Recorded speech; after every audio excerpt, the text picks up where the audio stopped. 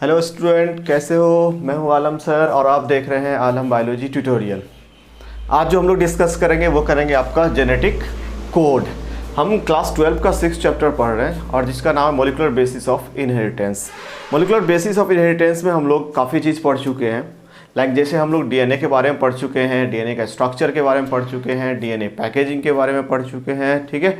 इसके अलावा हम कहीं ना कहीं डीएनए रेप्लिकेशन के बारे में पढ़ चुके हैं, ठीक है, और ट्रांसक्रिप्शन के बारे में पढ़ चुके हैं, ठीक है। ये सब का वीडियो ऑलरेडी अवेलेबल है मेरे प्लेलिस्ट में, आप जा करके देख सकते हैं, ठीक है। नेक्स्ट जो हम लोग आज डिस्कस करने वाले हैं वो है आपका जेनेटिक कोड। क्या होता है? Genetic code. आज जो हम लोग डिस्कस करने वाले हैं जेनेटिक कोड। जेनेटिक कोड में हम लोग क्या क्या चीज़ पढ़ेंगे? देखो, जेनेटिक कोड में सबसे पहले हम लोग पढ़ेंगे कि जेनेटिक कोड होता क्या है, ठीक है। उसके बाद हम लोग पढ़ेंगे कि कोडोन क्या होता है, ठीक है। उसके बाद हम लोग पढ़ेंगे कि ये टर्म कौन दिया था, ठीक है। उसके बाद हम लोग ये पढ़ेंगे कि कहीं ना कहीं कौन कौन सा ऐसा साइंटिस्ट था जो मतलब इसमें पार्टिसिपेट किया था, इसको जनरेट करने में पार्टिसिपेट किया था, ठीक है। उसके बाद कहीं ना कहीं हम लोग उसका डिफरेंट कैरेक्टरिस्टिक्स को पढ़ेंगे, ठीक है। तो जेनेटिक कोड होता क्या है? सबसे पहले तो जेनेटिक कोड होता क्या है, ठीक है। जेनेटिक कोड को अगर हम बोलते हैं तो हम सिंपली बोलते हैं कि ये डीएनए में न्यूक्लियोटाइड का सीक्वेंस है। डीएनए में क्या है? न्यूक्लियोटाइड का सीक्वेंस है। और उस न्यूक्लियोटाइड के सीक्वेंस के पास क्या होगा? तो आप कहेंगे उस न्यूक्लियोटाइड के सीक्वेंस के पास इंफॉर्मेशन है। और वो इंफॉर्मेशन किस में कन्वर्ट हो रहा है? तो वो इंफॉर्मेशन किस में कन्वर्ट होगा? प्रोटीन में कन्वर्ट होगा। तो हम सिंपली बोलेंगे डीएनए में नाइट्रोजनस बेस का सीक्वेंस है, ठीक है। जो सीक्वेंस क्या होगा? जिस सीक्वेंस के पास कोई इंफॉर्मेशन है, ठीक है, और वो इंफॉर्मेशन बाद में किस में कन्वर्ट होगा? प्रोटीन में कन्वर्ट होगा, या कह सकते हो सिंपली एमिनो एसिड में कन्वर्ट होगा, ठीक है, और एक पॉलीपेप्टाइड का फॉर्मेशन करेगा, ठीक है। तो सबसे पहले हम आते हैं जेनेटिक कोड पे। जेनेटिक कोड क्या होता है? तो अगर हम जेनेटिक कोड की बात करते हैं तो हम कहते हैं द सीक्वेंस ऑफ न्यूक्लियोटाइड, और या सिंपली आप कह सकते हो nitrogenous base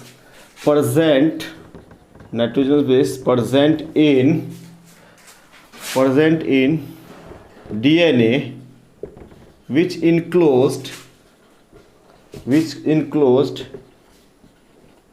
information for synthesis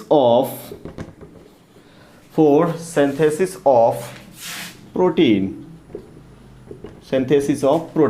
हम कहते हैं कि जो डीएनए है हमारा, जो हमारा जेनेटिक कोड है वो क्या? सीक्वेंस ऑफ न्यूक्लियोटाइड है। वो क्या? आपका सीक्वेंस ऑफ न्यूक्लियोटाइड या नाइट्रोजनस बेस किस में प्रेजेंट है? डीएनए में प्रेजेंट है। उसके पास कुछ इन्फॉर्मेशन है, जो इन्फॉर्मेशन क्या करेगा? प्रोटीन सिंथेसिस करवाएगा। जो क्या करवाएगा? प्रोटीन सिंथेसिस करवाएगा, ठीक है। अब बोलोगे सर ये कैसे पॉसिबल है? क्योंकि आपका ये जो है यहाँ पे न्यूक्लियोटाइड है और प्रोटीन एमिनो एसिड का बना हुआ होता है, दोनों तो डिफरेंट है, ठीक है। फिर कैसे पॉसिबल है, ठीक है। तो हम इस चीज़ को देखते हैं कि ये कैसे पॉसिबल हो सकता है। मान लो हम कोई एक सीक्वेंस ले लेते हैं। मान लो हम ये सीक्वेंस लेते हैं 5 प्राइम ATG GTG GAG, ठीक है। कोई हम सीक्वेंस इस टाइप का लेते हैं, ठीक है, TGG। मान लो ये एक सीक्वेंस है आपका, ठीक है। ये 5 प्राइम से 3 प्राइम वाला सीक्वेंस है। इसके कॉम्प्लीमेंट्री आपका क्या होगा? ये सीक्वेंस होगा TACC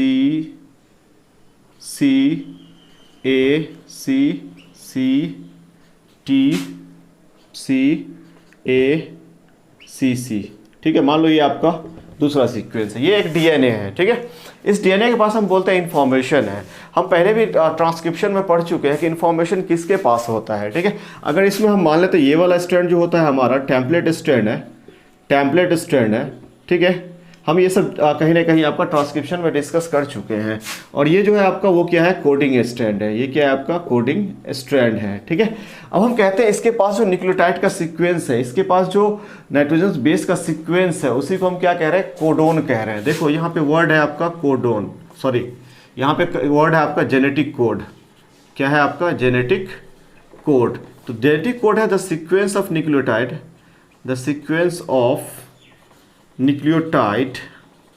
nucleotide present in DNA जिसके पास क्या है, इंफॉर्मेशन है, जिसके पास क्या है, इंफॉर्मेशन है, उसको हम क्या बोल रहे हैं, सिंपली जेनेटिक कोड बोल रहे हैं। अब बोलेंगे ये जो जेनेटिक कोड है इससे ऑब्वियसली एक डीएनए है, तो डीएनए से क्या बनेगा हमारा, डीएनए से क्या बनेगा हमारा, आरएनए बनेगा। डीएनए से क्या बनेगा हमारा, एमआरएनए बनेगा। तो अगर हम एमआरएनए बनाते हैं तो एमआरएनए में हम क्या होगा यहाँ पे सीक्वेंस, ऑब्वियसली जो हमारा टेम्पलेट स्ट्रैंड है उस पर क्या बनेगा आपका, एमआरएनए बनेगा। जो टेम्पलेट स्ट्रैंड है उस पर क्या बनेगा, एमआरएनए बनेगा, ठीक है। और कहीं ना कहीं इसके सिमिलर हमारा एमआरएनए बनेगा, तो हम सिमिलर ले लेते हैं। चलो हम लेते हैं ये 5 प्राइम से 3 प्राइम डायरेक्शन में हमारा एमआरएनए बनेगा। जब भी बनेगा 5 प्राइम से 3 प्राइम डायरेक्शन में बनेगा, ठीक है। अब यहाँ इसका कॉम्प्लीमेंट्री हम आइडेंटिकल लेते हैं, तो क्या हो जाएगा, AUG GTG सॉरी GUG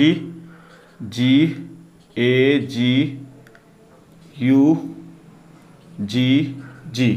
मान लो ये सीक्वेंस आपका आ गया। ये सीक्वेंस ऑब्वियसली आएगा क्योंकि हम डीएनए से क्या बना रहे हैं, आरएनए बना रहे हैं, ठीक है। और डीएनए से आरएनए कैसे बनता है ये पहले भी हम बता चुके हैं एक बार, फिर भी थोड़ा सा हम रिपीट कर देते हैं। जो टेम्पलेट स्ट्रैंड जो होता है उस टेम्पलेट स्ट्रैंड पे क्या बनेगा हमारा, एमआरएनए बनेगा। एमआरएनए का जो सीक्वेंस होगा वो 5 प्राइम से 3 प्राइम के सिमिलर होगा, ठीक है। 5 प्राइम से 3 प्राइम के सिमिलर होगा, क्लियर ना। 5 प्राइम से 3 प्राइम में क्या होगा, जहां जहां पे टी है वहां पे आप यू डाल दोगे, आपका क्या बन जाएगा, एमआरएनए बन जाएगा, ठीक है। इसको काफी डिटेल में हम बता चुके हैं आपका ट्रांसक्रिप्शन वाले प्रोसेस में, ठीक है ना, बता चुके हैं, ट्रांसक्रिप्शन में बता चुके हैं, सॉरी, ठीक है। तो ये हमारा क्या बन गया, एमआरएनए बन गया। अब देखो इस एमआरएनए के पास ये क्या है, एमआरएनए के पास ये एक सीक्वेंस है, ये एक सीक्वेंस है, ठीक है। अब इस सीक्वेंस को हम क्या बोलेंगे, इस सीक्वेंस को हम क्या बोलेंगे, या इस ट्रिपलेट को हम क्या बोलेंगे, इस ट्रिपलेट को हम बोलेंगे कोडोन। इस ट्रिपलेट को क्या बोलेंगे हम, कोडोन बोलेंगे। तो हम सिंपली कोड, जेनेटिक कोड ये होता है, लेकिन कोडोन की अगर हम बात करते हैं, कोडोन की हम बात करते हैं तो हम कहते हैं the triplet sequence, the triplet nucleotide sequence, the triplet nucleotide sequence present in mRNA. तो एमआरएनए में जो ट्रिपलेट के फॉर्म में पाया जाता है, ट्रिपलेट के फॉर्म में, ट्रिपलेट के फॉर्म में, ट्रिपलेट के फॉर्म में, ट्रिपलेट के फॉर्म में जो न्यूक्लियोटाइड का सीक्वेंस पाया जाता है उसको हम क्या बोलते हैं, कोडोन बोलते हैं। जबकि डीएनए के अंदर जो ये सीक्वेंस पाया जाता है उस सीक्वेंस को हम क्या बोलते हैं, उस सीक्वेंस को हम बोलते हैं जेनेटिक कोड। तो जेनेटिक कोड एंड कोडोन में डिफरेंस समझ में आ रहा होगा। जेनेटिक कोड क्या है, डीएनए के अंदर जो हमारा न्यूक्लियोटाइड का सीक्वेंस है जिसके पास इंफॉर्मेशन है उसको हम सिंपली बोलेंगे जेनेटिक कोड, ठीक है। और कोडोन क्या होगा, जो हमारा एमआरएनए है, जो हमारा आरएनए है उसके अंदर ट्रिपलेट आपका क्या होगा, न्यूक्लियोटाइड सीक्वेंस होगा। 3 न्यूक्लियोटाइड का जो एक सीक्वेंस होगा उस सीक्वेंस को हम क्या बोलते हैं, कोडोन बोलते हैं। तो codon and genetic code, I hope so इसमें डिफरेंस आपको पता चल रहा होगा, ठीक है। अब यहाँ पे ये कोडोन के पास क्या है, ऑब्वियसली इसके पास इंफॉर्मेशन है, तो वो इंफॉर्मेशन किस में कन्वर्ट होगा, तो हम कहेंगे ये जो कोडोन है, ये एक कोडोन एक एमिनो एसिड को कोड करेगा। एक कोडोन क्या करेगा, एक पर्टिकुलर एमिनो एसिड को कोड करेगा। तो हम बोलते हैं यहाँ पे AUG है, AUG सिंपली आपको कोड करता है मेथियोनिन को, मेथियोनिन को, ठीक है। मेथियोनिन हम सीधा शॉर्ट में ले लेते हैं, मेथियोनिन को कोड करेगा, ठीक है। GUG and GAG, GUG call कर वैलिन को कोड करेगा, GAG किसको कोड करेगा, तो हम कहते हैं GAG ग्लूटामिक एसिड को कोड करता है, ठीक है। और ये किसको कोड करेगा, तो हम इसको बोलेंगे ये फिनाइल एलानिन को कोड करेगा, फिनाइल एलानिन को कोड करेगा, ठीक है। इट मीन्स आपका क्या हो गया, इसके पास कोई इंफॉर्मेशन था क्या बनाने के लिए, प्रोटीन सिंथेसिस करने के लिए। अब लोग इसके पास वो इंफॉर्मेशन कहाँ था, तो इसके पास ये इंफॉर्मेशन ये टेम्पलेट स्ट्रैंड पे था, ठीक है।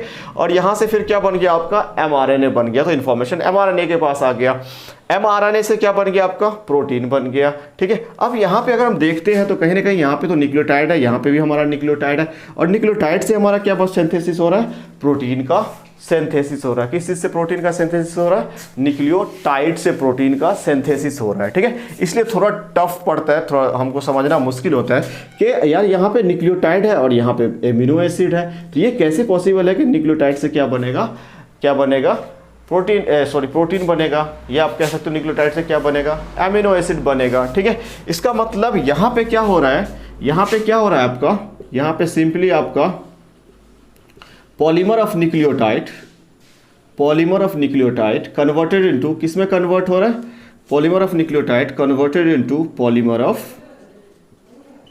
Of amino acid, polymer of amino acid में कन्वर्ट होता है। बात समझ में आ रही है आपको, ठीक है। पॉलीमर ऑफ न्यूक्लियोटाइड किस में कन्वर्ट होता है, पॉलीमर ऑफ एमिनो एसिड में कन्वर्ट हो रहा है यहाँ पे, ठीक है। एक चीज़ कहेंगे कि इन दोनों के बीच, ये दोनों सीक्वेंस जो है, ऑब्वियसली इस सीक्वेंस के बीच कोई कॉम्प्लीमेंट्रिटी है नहीं है, तो यहाँ पे नो कॉम्प्लीमेंट्रिटी, नो कॉम्प्लीमेंट्री। कॉम्प्लीमेंट्री क्या होता है? देखो कॉम्प्लीमेंट्री ये है, यहाँ पे ये इसके कॉम्प्लीमेंट्री है, ये इसके कॉम्प्लीमेंट्री है, ये इसके कॉम्प्लीमेंट्री है। कॉम्प्लीमेंट्री मतलब पूरक होता है, ठीक है, मतलब जो एक दूसरे को कंप्लीट कर रहा है, सिंपली हम उसको बोल देते हैं कॉम्प्लीमेंट्री। बट यहाँ पे ये न्यूक्लियोटाइड का सीक्वेंस है और ये आपका एमिनो एसिड का सीक्वेंस है, तो हम क्या कह रहे हैं यहाँ पे, पॉलीमर ऑफ न्यूक्लियोटाइड किस में कन्वर्ट हो रहा है? तो पॉलीमर ऑफ एमिनो एसिड में कन्वर्ट हो रहा है, ठीक है, polymer of amino acid. In the sense DNA का जो इन्फॉर्मेशन था वो डीएनए का इन्फॉर्मेशन अब किस में कन्वर्ट हो गया है? प्रोटीन में कन्वर्ट हो गया है, ठीक है। तो ये हो गया आपका जेनेटिक कोड, क्लियर। तो जेनेटिक कोड आपको समझ में आ रहा होगा कि एक डीएनए है, उस डीएनए के पास इंफॉर्मेशन है, वो इंफॉर्मेशन किस में कन्वर्ट होगा? एमआरएनए में कन्वर्ट होगा, फिर एमआरएनए के पास आएगा वो इंफॉर्मेशन, फिर वो इंफॉर्मेशन वहां से क्या होगा? प्रोटीन को सिंथेसाइज करेगा। इट मींस ये प्रोटीन जो सिंथेसिस हो रहा है वो टोटली किस पे डिपेंड है?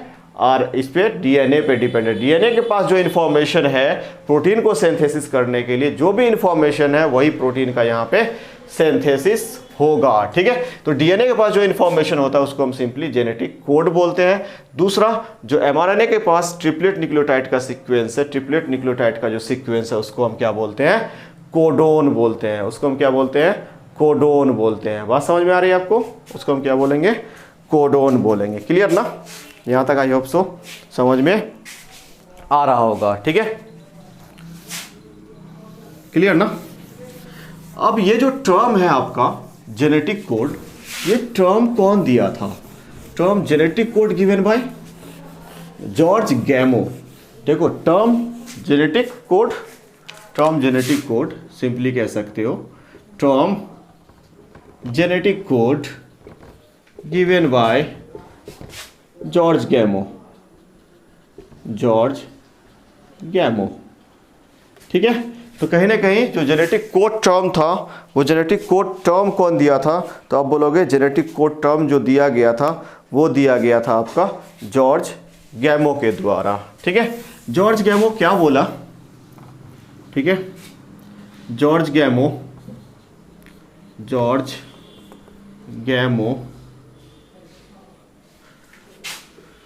also proposed triplet sequence of DNA, तो ट्रिपलेट सीक्वेंस ऑफ डीएनए के बारे में ये ऐसे हाइपोथेटिकल बोल दिया था कि मतलब जो डीएनए है वो कहीं ना कहीं डीएनए से जो आरएनए बनता है, उस आरएनए में जो सीक्वेंस है न्यूक्लियोटाइड का वो ट्रिपलेट के सीक्वेंस होता है। कौन सा सीक्वेंस होता है? वो ट्रिपलेट का सीक्वेंस होता है, ठीक है, जो किसी पार्टिकुलर एमिनो एसिड को क्या करेगा? कोड करेगा। तो George गैमो also propose a triplet sequence in RNA that code for that act as codon बोल सकते हो, that act as codon and code for a particular amino acid, simply समझ में आ रहा है? तो इन्होंने ये भी कहा कि मतलब जो न्यूक्लियोटाइड होता है, न्यूक्लियोटाइड का नाइट्रोजनस बेस या न्यूक्लियोटाइड का 3 का सीक्वेंस होता है, मतलब ट्रिपलेट होता है, ठीक है। और वो ट्रिपलेट किसको कोड करता है? तो हम सिंपली बोल लेते हैं वो ट्रिपलेट किसको कोड करेगा? ट्रिपलेट कोड करेगा आपका एमिनो एसिड को कोड करेगा, ऐसा इनका कहना था, ठीक है। और ये मतलब कोई एक्सपेरिमेंट वगैरह ना, ऐसे ही हाइपोथेटिकली ऐसा बोल दिए थे, ठीक है। लेकिन बाद में इसी को सपोर्ट किया कुछ साइंटिस्ट मिलके, इन चीज़ों को सपोर्ट किया गया कि नहीं, जो जॉर्ज गैमो साहब बोल रहे हैं वो जॉर्ज गैमो साहब सही बोल रहे हैं, ठीक है। तो George Gamow supported by George Gamow experiment या simply George Gamow supported by different experiment of different scientist, simply कह सकते हो experiment of different scientist,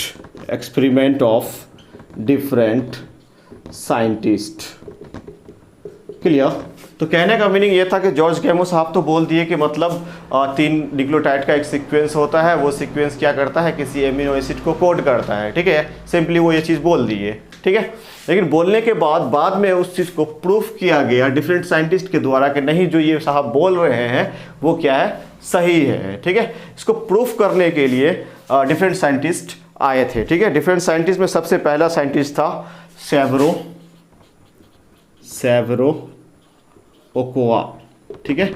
obviously नामों में हो सकता है थोड़ा सा कुछ दिक्कत, ठीक है। सैवरो ओकोआ, ठीक है, ये एक साइंटिस्ट थे। इन्होंने क्या किया, ये डिस्कवरी किए थे, ही डिस्कवर्ड पॉलीन्यूक्लियोटाइड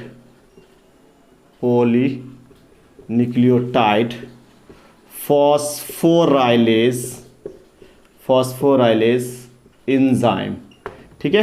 ये किस चीज़ का डिस्कवरी किए थे, ये किए थे पॉलीन्यूक्लियोटाइड फॉस्फोराइलेज एंजाइम का डिस्कवरी किए थे। और इन्होंने क्या कहा कि ये एंजाइम जो होता है वो रिस्पॉन्सिबल होता है आरएनए का सिंथेसिस के लिए, ठीक है। ये न्यूक्लियोटाइड, ये एंजाइम जो होता है वो क्या करता है, वो आरएनए का सिंथेसिस करता है फ्रॉम राइबोन्यूक्लियोटाइड से किस चीज़ का सिंथेसिस करता है, आरएनए का सिंथेसिस करता है without any template, without using any template, बिना किसी टैम्पलेट के इस्तेमाल किए, ठीक है। क्या करता है, पॉलीन्यूक्लियोटाइड फॉस्फोराइलेज एंजाइम जो होता है, ठीक है, ये एंजाइम क्या करता है, आरएनए का सिंथेसिस करता है। ये क्या करता है, आपका आरएनए का सिंथेसिस करता है, ठीक है ना, पॉलीन्यूक्लियोटाइड फॉस्फोराइलेज एंजाइम। तो इनका क्या कहना था, इनका क्या कहना था कि जो न्यूक्लियोटाइड फॉस्फोराइलेज एंजाइम है, phosphorylase enzyme help in synthesis of RNA from ribonucleotide, synthesis of RNA from ribonucleotide without using any template, बिना कोई टैम्पलेट के इस्तेमाल किए पॉलीन्यूक्लियोटाइड फॉस्फोराइलेज जो होता है, पॉलीन्यूक्लियोटाइड फॉस्फोराइलेज एंजाइम जो होता है, ये एंजाइम क्या करेगा, सिंथेसिस करेगा। किस चीज़ का सिंथेसिस करेगा, तो हम बोलते हैं आरएनए का सिंथेसिस करेगा। किस चीज़ का सिंथेसिस करेगा, तो आरएनए का सिंथेसिस करेगा, ठीक है। किससे, तो ऑब्वियसली राइबोन्यूक्लियोटाइड से आरएनए का सिंथेसिस विदाउट यूजिंग टैम्पलेट। देखो यहाँ पे ये पॉइंट्स अच्छा है, विदाउट यूजिंग टैम्पलेट। जनरली क्या होता है कि हमारा जो आरएनए बनता है वो किस पे बनता है, टैम्पलेट पे बनता है, ठीक है। एक टैम्पलेट स्ट्रैंड है आपका डीएनए के अंदर, उसके ऊपर क्या बनता है, आपका आरएनए का सिंथेसिस होता है। बट यहाँ पे टैम्पलेट का इस्तेमाल नहीं हुआ था, ठीक है। इनके एक्सपेरिमेंट में जो सैवरो ओकोआ साहब थे, इनके एक्सपेरिमेंट में क्या हुआ, टैम्पलेट का इस्तेमाल नहीं हुआ था। विदाउट टैम्पलेट के यूज़ किए जो फॉस्फोराइलेज, जो ये आपका पॉलीन्यूक्लियोटाइड फॉस्फोराइलेज एंजाइम था, ये सिंथेसाइज करता था किस चीज़ का, आरएनए का सिंथेसिस करता था, ठीक है। देन एक साइंटिस्ट तो ये थे, ठीक है। दूसरा आपका सेकेंड साइंटिस्ट जो इसमें कंट्रीब्यूट किए थे वो थे आपका कहीं ना कहीं सेकेंड नेरेनबर्ग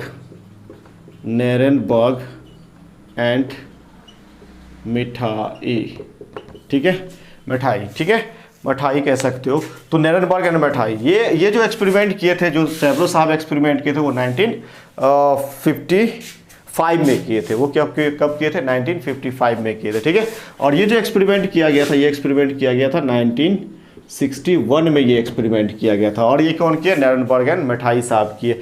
अब ये क्या बोले, देखो ये बोले कि सबसे पहले तो इनके सामने एक क्वेश्चन था, और वो क्वेश्चन क्या था, हाउ फोर न्यूक्लियोटाइड्स और या नाइट्रोजिनस बेस कह सकते हो, nitrogenous base code for 20 amino acid. तो इनके पास क्वेश्चन क्या था, क्वेश्चन ये था कि कैसे, आखिर ऐसा कैसे पॉसिबल है कि हमारे पास सिर्फ 4 न्यूक्लियोटाइड है और वो 4 न्यूक्लियोटाइड क्या करता है, 20 एमिनो एसिड को कोड करता है। तो ऐसा क्या मतलब, ऐसा कैसे हो सकता है, पॉसिबल है या नहीं है, ठीक है। तो उस चीज़ को कहीं ना कहीं ये प्रूफ करने की कोशिश की कि आखिर ऐसा कैसे पॉसिबल है, ठीक है। तो सबसे पहला जो ये कॉन्सेप्ट दिए थे ये लोग, वो दिए थे सिंगलेट कॉन्सेप्ट। क्या दिए, ये सिंगलेट कोड का कॉन्सेप्ट दिए। सिंगलेट कोड के कॉन्सेप्ट में इन्होंने कहा क्या कहा, तो सिंगलेट कोड के कॉन्सेप्ट में इन्होंने ये कहा था कि इच न्यूक्लियोटाइड रिस्पॉन्सिबल फॉर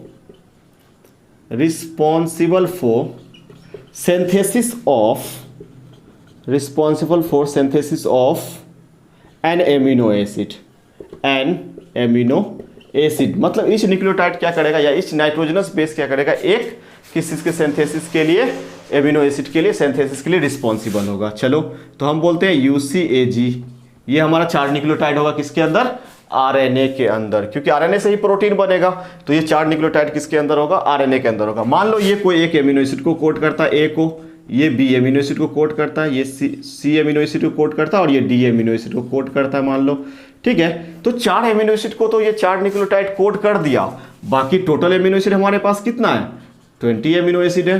तो 16 एमिनो एसिड कहाँ गया, 60 एमिनो एसिड को कौन कोड करेगा, ठीक है। तो इसका मतलब ये सही नहीं था, ठीक है, ये चीज सही इनका नहीं था। क्यों सही नहीं था, क्योंकि ये बोले कि एक न्यूक्लियोटाइड से सिर्फ और सिर्फ एक एमिनो एसिड का सिंथेसिस होगा, बट यहां पे हम देख रहे हैं एक न्यूक्लियोटाइड से एक एमिनो एसिड का सिंथेसिस हो गया, तो हमारे पास 4 टाइप का न्यूक्लियोटाइड है, 4 टाइप के, उससे क्या बन जाएगा, कितना बन जाएगा, 4 एमिनो एसिड बन जाएगा। लेकिन बाकी 16 एमिनो एसिड को कोड कौन करेगा, ये अननोन था, ये नहीं पता था, तो इसलिए बोले कि नहीं, ये ऐसा नहीं हो सकता है, ठीक है। तो सिंगलेट का कोड जो होगा वो डिस्कार्ड कर दिया गया। फिर उसके बाद आया दूसरा चीज, डबलेट का कॉन्सेप्ट। देन आपका आया डबलेट कोड का कॉन्सेप्ट। किसका कॉन्सेप्ट आया, दूसरा आया आपका डबलेट कोड का कॉन्सेप्ट, डबलेट कोड का कॉन्सेप्ट, ठीक है। अगर डबलेट कोड के कॉन्सेप्ट हम लेते हैं, देखो सिंगलेट का अगर हम ले रहे थे तो वहां पे क्या था, 4 to the power 1 मतलब 4 टोटल बन रहा था। अगर हम सिंगल बोल रहे हैं, कोड कर रहा है, तो यहाँ पे हम कह रहे हैं कि ये डबलेट है तो मतलब 4 to the power मतलब 16 कॉम्बिनेशन बनेगा। कितना कॉम्बिनेशन बनेगा, 16 कॉम्बिनेशन बनेगा। चलो हम 16 कॉम्बिनेशन एक बार देख लेते हैं। देखो 16 कॉम्बिनेशन कैसे बनेगा आपका, 16 कॉम्बिनेशन कुछ इस टाइप से बन सकता है, कुछ इस टाइप से आपका 16 ये बन सकता है। चलो हम फटाफट कर लेते हैं। कुछ इस टाइप का आपका मान लो चेकर बॉक्स है, ठीक है। उसके बाद हम क्या करते हैं, UCAG मान लो, यहाँ पे भी हम मान लेते हैं। चलो हम इसको थोड़ा सा रिमूव करते हैं, UCAG ले लेते हैं, ठीक है, UCAG ले लेते हैं, क्लियर ना। अब अगर हम इसका कॉम्बिनेशन बनाएं तो कॉम्बिनेशन हमारा क्या बनेगा, कॉम्बिनेशन अगर हम बनाते हैं तो हमारा कॉम्बिनेशन क्या बनेगा, UA UC UA UG, ये कॉम्बिनेशन हो गया, CU CC CA CG। तीसरा कॉम्बिनेशन क्या हो गया, AU AC AA AG, ये कॉम्बिनेशन हो गया।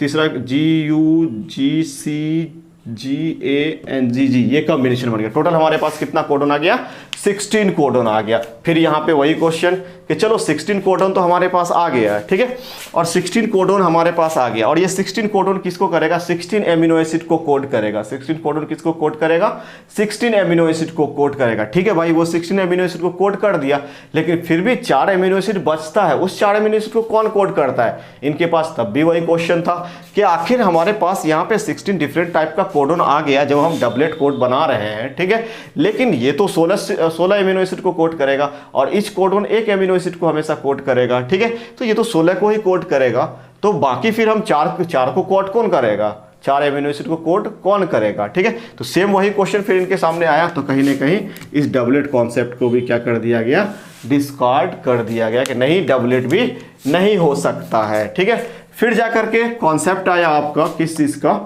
कॉन्सेप्ट किस चीज का आया, देन कॉन्सेप्ट आया आपका ट्रिपलेट कोडोन का, ट्रिपलेट कोडोन का कॉन्सेप्ट आया, ठीक है। अब ट्रिपलेट कोडोन में क्या होगा, ऑब्वियसली 4 न्यूक्लियोटाइड है हमारे पास, सबका कॉम्बिनेशन बनेगा, 3 का कॉम्बिनेशन बनेगा। जब 3 का कॉम्बिनेशन बनेगा, टोटल हमारे पास कितना कोडोन आ जाएगा, 64 कोडोन आ जाएगा। टोटल कितना हमारे पास आ जाएगा, 64, ठीक है। बाद में हम लोग देखेंगे, तो जब 64 आएगा तो वो बोला कि ये मोर देन एनफ है 20 एमिनो एसिड को कोड करने के लिए, मोर देन एनफ है 20 एमिनो एसिड को कोड करने के लिए।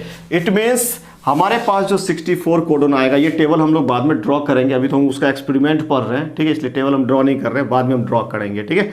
तो कह लेते हैं यहाँ पे सिंपली हम क्या कह रहे हैं कि 64 कॉम्बिनेशन है। अगर 64 कॉम्बिनेशन हमारे पास आता है तो हम कहते हैं कि ये मोर देन एनफ है, एनफ कोडोन है, codon for synthesis of 20 amino acid. तो 20 एमिनो एसिड को कोड करने के लिए हमारे पास ये सफिशिएंट है। हम बाद में जाके देखते हैं, इसमें से टोटल आपका 61 है जो एमिनो एसिड को कोड करता है। 61 है जो किसको कोड करता है, एमिनो एसिड को कोड करता है। बाकी 3 जो होता है, 3 आपका स्टॉप कोडोन होता है, 3 आपका स्टॉप कोडोन होता है। इस सब चीज़ को हम बाद में डिस्कस करेंगे क्या चीज़ होता है ये, ठीक है। तो आपका क्या हो गया, ये कॉम्बिनेशन बना। इट मीन्स कोडोन क्या है, कोड क्या आपका ट्रिपलेट है। क्या है, ट्रिपलेट है, मतलब 3 न्यूक्लियोटाइड के सीक्वेंस से ये इसको बनाया गया है, ठीक है। तो इस टाइप से इससे कुछ प्रूफ मिला कि नहीं, जो जॉर्ज गैमो साहब कह रहे थे कि ट्रिपलेट होता है, तो रियल में क्या हो सकता है, ट्रिपलेट होगा। बात समझ में आ रही है, बात समझ में आ रही है। चलो, तो ये आपका हो गया नेरेनबर्ग एंड मिठाई का, ठीक है। अच्छा, 1961 में ही कहीं ना कहीं आपका जो नेरेनबर्ग साहब थे, नेरेनबर्ग साहब, ठीक है, ये 1961 में ही एक दूसरा एक्सपेरिमेंट कर रहे थे। ये उसमें क्या किए, तो ये कहीं ना कहीं ही सिंथेसाइज्ड होमोपॉलीमर। ये क्या बना रहे थे, होमोपॉलीमर बना रहे थे। होमो का मतलब जानते हो आप, ठीक है, होमो सेम होमोपॉलीमर बना रहे थे, ठीक है। Homopolymer of 4 different nucleotide, 4 different nucleotide का ये क्या बना रहे थे, 4 डिफरेंट टाइप ऑफ न्यूक्लियोटाइड जो है उसका ये क्या बना रहे थे, तो इसका वो होमोपॉलीमर भी बनाए थे सेम ईयर में 1961 में। तो ये क्या किए, देखो, ये सबसे पहले यू को लिए, चलो यू का पॉलीमर बना लिए, ठीक है। इसको हम क्या बोलेंगे, पॉली यूरिडाइलिक एसिड, ठीक है। उसी तरह से ये बना लिए सी का पॉलीमर बना लिए, ठीक है। सी का पॉलीमर बना लिए तो इसको हम बोलते हैं पॉली साइटिडाइलिक एसिड, ठीक है। उसी तरह से ये बना लिए, फिर से मान लो ए का बना लिए पॉलीमर। अब ए का पॉलीमर बनाए तो ये क्या है आपका, तो ये आपका पॉली एडिनाइलिक एसिड बन गया हमारा, ठीक है। उसी तरीके से फिर ये जी का भी बना लिए पॉलीमर। अब सबका ये क्या बना लिए, होमोपॉलीमर बना लिए, सबका ये क्या बनाए, होमोपॉलीमर बनाए, ठीक है। अब ये हो गया आपका पॉली ग्वानालिक एसिड, ठीक है। अब ये पॉलीमर बनाने के बाद उन्होंने क्या देखा, उन्होंने देखा कि ये जो है ये रिप्रेजेंट करता है आपका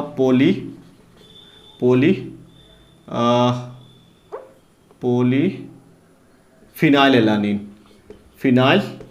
एलानीन को कोड करता है। ये क्या बनाता है, पॉलीफिनाइल एलानीन बनाता है, ठीक है। बात समझ में आ रही है, पॉलीफिनाइल एलानीन बनाता है, ठीक है। और जो दूसरा वाला होगा वो किसको बनाएगा भाई, तो बोला कि वो बनाएगा पॉलीप्रोलीन को बनाएगा। ये किसको बनाएगा, तो बोला कि ये पॉलीप्रोलीन को बनाएगा, ठीक है। उसी तरीके से इसके बारे में आया तो बोला कि पॉलीलाइसिन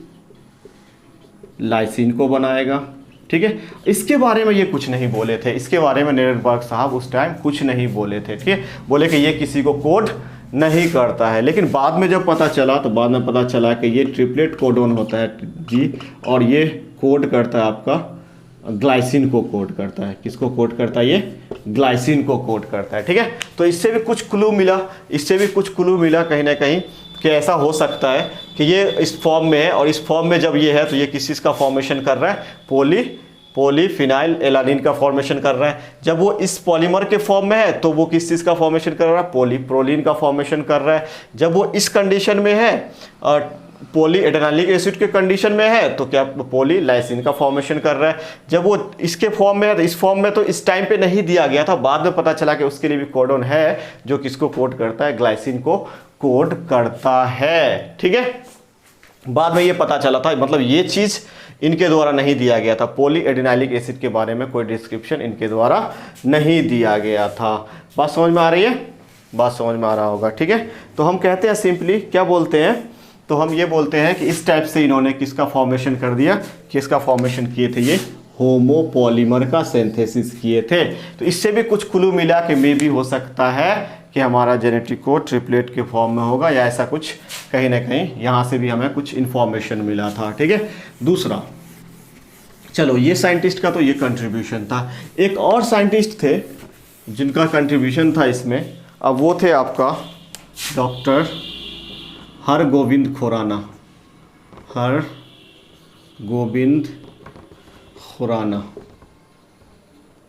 हरगोविंद खुराना ये इंडियन थे, ये कहीं ना कहीं इंडियन थे, और जेनेटिक्स के फील्ड में इनका आता है रोल कि ये इंडियन थे और जेनेटिक्स में इनका काफ़ी रोल था। ठीक है, तो कहीं ना कहीं कौन है आपके हरगोविंद खुराना साहब। इन्होंने क्या कहा, हरगोविंद खुराना साहब ने क्या कहा, ठीक है, तो ये क्या किए, ये आपका कोपॉलीमर का सिंथेसिस किए। ही सिंथेसाइज्ड कोपॉलीमर। ये किसका सिंथेसिस किए, तो ये कोपॉलीमर मतलब जो कहीं ना कहीं दो किससे बना हो, कोपॉलीमर मतलब जो दो मोनोमर से, दो डिफरेंट टाइप का मोनोमर से बना हुआ हो, हम सिंपली कह सकते हैं उसको कोपॉलीमर है। दो डिफरेंट टाइप के किस चीज़ से बना हुआ, मोनोमर से बना हुआ, उसको हम सिंपली कह सकते हैं कोपॉलीमर। तो इन्होंने क्या किया, इन्होंने दो डिफरेंट टाइप का न्यूक्लियोटाइड लिया। जैसे वहाँ पे सिंगल टाइप का न्यूक्लियोटाइड लेते थे होमोपॉलीमर में, यहाँ डिफरेंट टाइप का न्यूक्लियोटाइड लेंगे। तो उन्होंने ये लिया यूजी इस टाइप से ले लिए। ठीक है, यूजी इस टाइप का ये क्या किए, न्यूक्लियोटाइड ले लिए। ठीक है, और जब इस टाइप का न्यूक्लियोटाइड ले लिए ये, तो इन्होंने क्या देखा कि ये जो है यूजीयू,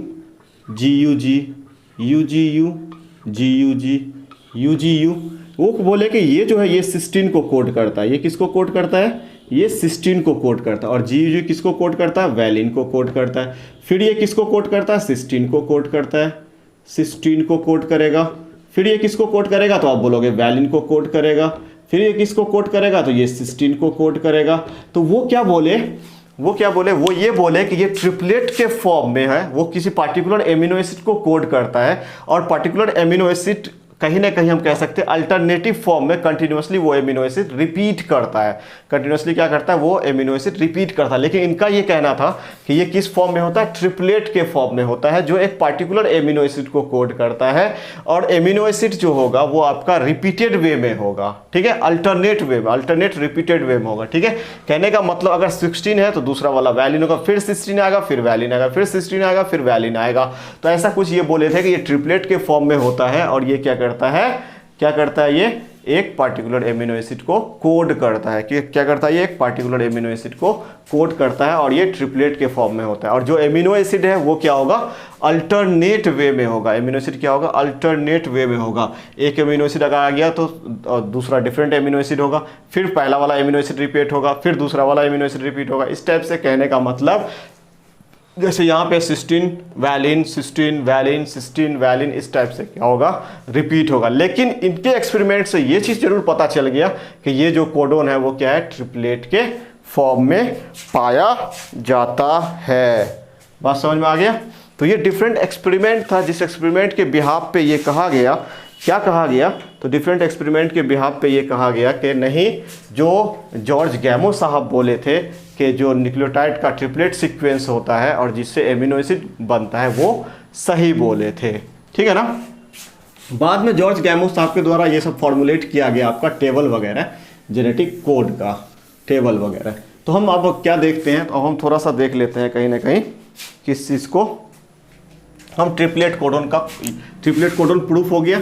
अब हम ट्रिपलेट कोडोन को थोड़ा सा देख लेते हैं। ट्रिपलेट कोडोन का कौन कौन सा होता है, कितना ट्रिपलेट कोडोन होता है। ट्रिपलेट कोडोन टोटल कितना होगा, तो आप बोलोगे टोटल 64 होगा, जिसमें टोटल क्या होगा आपका 64 होगा। और जो 64 होगा उस 64 में आपका क्या है, तो इसके लिए हम एक टेबल ड्रॉ कर लेते हैं। 64 है और 64 में आपका क्या होगा, 64 में क्या होगा आपका 61 एमिनो एसिड को कोड करेगा, बाकी एमिनो एसिड को कोड नहीं करेगा। तो अगर हम टेबल देखते हैं, थोड़ा सा हो सकता है इसमें टाइम लगेगा, लेकिन हम जल्दी ड्रॉ करने की कोशिश करते हैं। ठीक है, मान लो ये हमारा एक टेबल है, हम चेकर बोर्ड बना लेते हैं इस टाइप से। ठीक है, ये हो गया मान लो आपका चेकर बोर्ड। ठीक है, अब इसमें हम क्या करते हैं,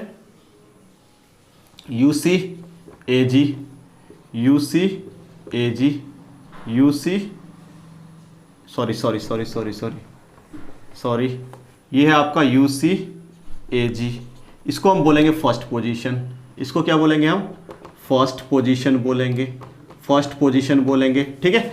ये वाला जो पोर्शन आएगा इसको हम क्या बोलेंगे? यहाँ से यहाँ तक सेकंड पोजीशन, और ये क्या होगा? UC AG, ठीक है। ये आपका हो जाएगा सेकंड पोजीशन, ये वाला पोर्शन हो जाएगा आपका सेकंड पोजीशन हो जाएगा। और इधर जो हम लेंगे, यहाँ पे लेंगे UC AG, UC AG, UC AG, UC AG, ठीक है। ये आपका हो जाएगा थर्ड पोजीशन। ये क्या हो जाएगा आपका? ये हो जाएगा थर्ड पोजीशन हो जाएगा, ठीक है। ये क्या हो जाएगा? थर्ड पोजीशन है। हम बोल रहे हैं हमारे पास टोटल कितना बेस है, सॉरी टोटल कितना हमारे पास कोडोन है, तो हम कहते हैं टोटल हमारे पास जो कोडोन है वो है आपका 64। अब हम बनाएंगे कैसे? देखो ध्यान दो, हम कैसे बनाएंगे, हम थोड़ा जल्दी में बनाते हैं, ठीक है। ये दोनों बॉक्स है और यहाँ से हम ये लेंगे, ये चारों रो में जाएगा, ठीक है। तो हम सिंपली बोलते हैं कि इन दोनों में क्या होगा? You you you you you you you you, ये कॉमन होगा, ठीक है। और यहाँ पे लिख लो UC AG, आ गया, ठीक है। दूसरे में लिखो आपका U और C, तो अब सिंपली लिखो UC UC UC, ठीक है, UC, और यहाँ पे लिख लो UC AG, ठीक है। उसी तरीके से इसमें कर लो, तो इसमें क्या हो जाएगा? UA UA UA UA, और आपका क्या हो जाएगा? UC AG, ठीक है। इसमें क्या हो जाएगा? UG UG UG UG, और लास्ट में क्या हो जाएगा? UC AG। बात समझ में आ रही है? उसी तरीके से हम दूसरे का करेंगे। दूसरे का ये है ऑब्वियसली, तो हमारा हो जाएगा CU CU CU और CU, ठीक है, UC AG। इस टाइप से आप बना सकते हो। इसके लिए हम क्या करेंगे? CC CC CC CC, और ये क्या हो जाएगा? UC AG। इस टाइप का सीक्वेंस हो जाएगा। अगर हम इसके लिए देखते हैं तो इसके लिए क्या हो जाएगा? CA CA CA CA, ठीक है, और इसमें क्या बन जाएगा? UC AG। क्लियर है? तो इस टाइप का कोडन बन जाएगा। इसके लिए अगर हम देखते हैं तो क्या हमारा बन जाएगा? CG CG CG CG, ठीक है, UC AG। ये सीक्वेंस बन जाएगा। अगर हम इसके लिए देखते हैं तो यहाँ पे हमारा क्या हो जाएगा? AU AU AU AU, ठीक है, और क्या बन जाएगा? UC AG। क्लियर ना? उसी तरीके से अगर हम इसका सीक्वेंस देखें तो ये सीक्वेंस आपका क्या हो जाएगा? इस सीक्वेंस क्या हो जाएगा? AC AC AC AC UC AG। बस समझ में आ रही है? उसी तरीके से हम इसका लेंगे तो क्या हो जाएगा हमारा?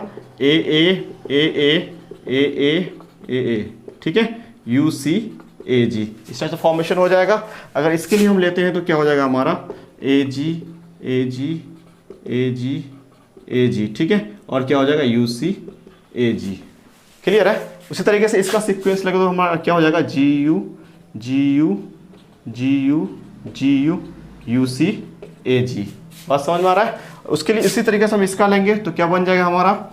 यहाँ G है और यहाँ C है, तो GC GC GC GCN UC AG। उसी तरीके से हम इसका बना लेते हैं। इसका कैसे बनेगा? ऑब्वियसली ऊपर क्या है? A है, तो हम बन जाएगा GA GA GA GA, और क्या बन जाएगा? UC AG।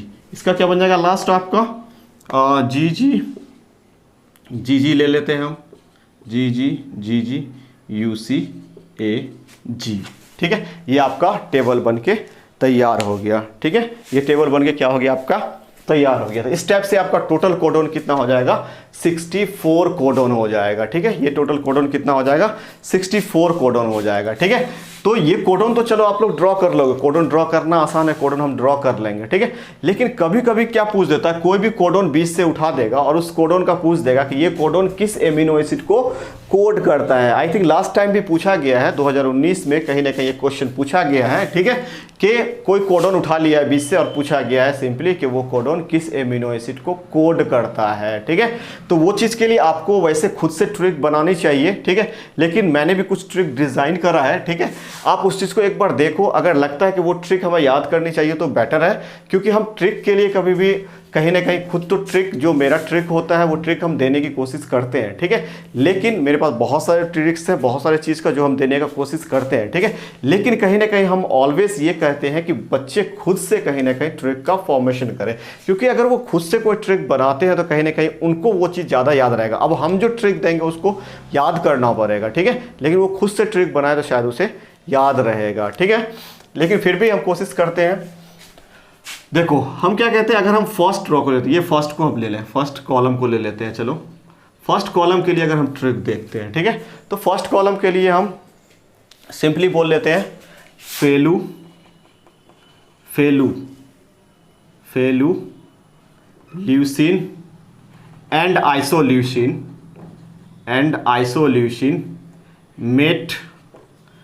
मेट वैलिन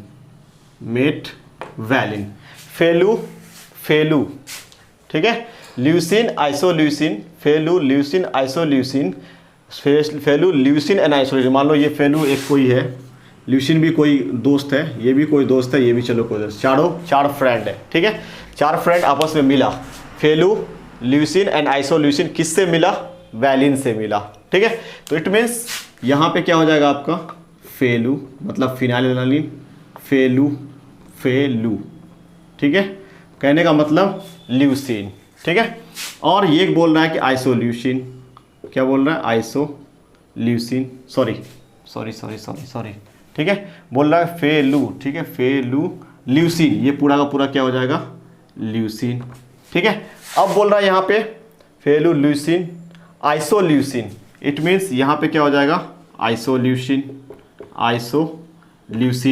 और ये जो दो होगा ये मेट मतलब मिथियोनिन, और ये पूरा का पूरा हो जाएगा आपका वैलिन। तो फर्स्ट कॉलम के लिए आप कह सकते हो दो यहाँ पे कोडन दो डिफरेंट टाइप का है, यहाँ पे सिंगल है, यहाँ पे 2 है, यहाँ पे सिंगल है, ठीक है। इस टाइप से आप कह सकते हो कि क्या है आपका, इस टाइप से आप कह सकते हो कि कहीं ना कहीं हम इस टाइप से निकाल सकते हैं फर्स्ट कॉलम सेकंड कॉलम का, इस टाइप से हम फाइंड आउट कर सकते हैं। बस समझ में आ रही है, इस टाइप से हम फाइंड आउट कर सकते हैं। तो हम इस टाइप से कैसे निकालेंगे, तो हमें एक चीज़ ध्यान होना चाहिए, अगर फर्स्ट कॉलम में है तो कहीं ना कहीं आपका इस टाइप से स्टार्ट होगा, WW से स्टार्ट होगा, या CU से स्टार्ट होगा, या आपका AU से स्टार्ट होगा, या G से तो GU से स्टार्ट होगा फर्स्ट कॉलम में है तो, क्योंकि ये चीज़ आपको पता, ये चीज़ तो आपको पता है, ये चीज़ आपको पता है, तो आपको पता चलेगा पहला कौन सा स्टार्ट है, ठीक है।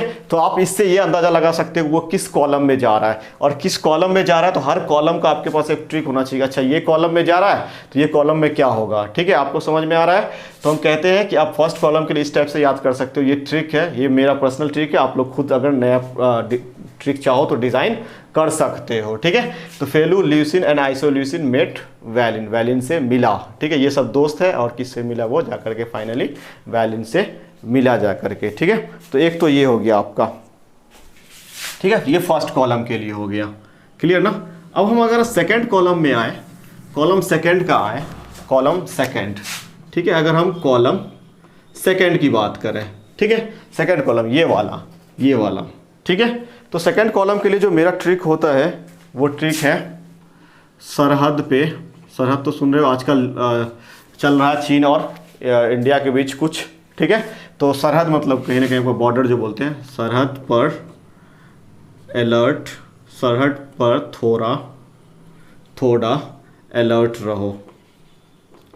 रहो, ठीक है।